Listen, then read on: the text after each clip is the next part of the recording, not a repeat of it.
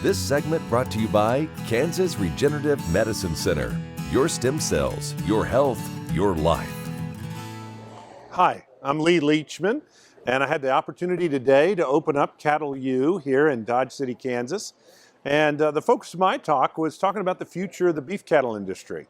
There was an article that came out on Outdoor Online, and it said that the future of the cattle industry doesn't look good because of all this alt product that's out there, the alternative meat burgers.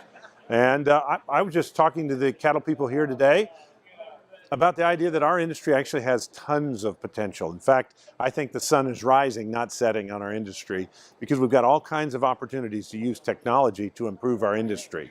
So I talked about advanced reproductive technologies that allow us to take the very best animals and multiply them. I talked about genomically enhanced EPDs, which allow us to better know which animals are truly the best at the lifetime of traits that we're concerned about. Talked about databases that we need to collect to measure all these kind of traits like animal health and lifetime fertility and some of the traits that we don't know much about yet on our beef cattle. And then I talked about indexes or dollar values that put all that together that really indicate to us which animals make the most money. Because at the end of the day, we don't want any of those traits. We want to find the animals that make the most money from birth to harvest.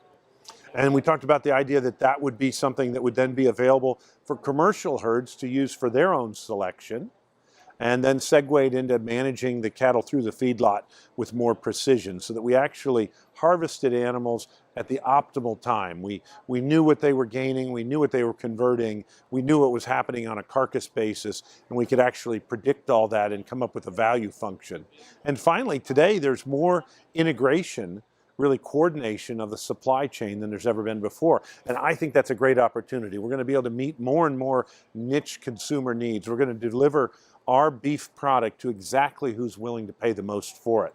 And that's going to create more value. And so I see as we put all this technology together that we're going to be able to create an industry that's more responsive to consumer needs, that's more cost effective, that does a better job producing a high quality product. And for me, that's really important. I mean, we're in the United States. We don't have the cheapest cost of production relative to global producers of beef. So we don't want to produce a commodity product. We want to differentiate ourselves to the maximum potential and really provide the consumer with exactly what they're willing to pay for.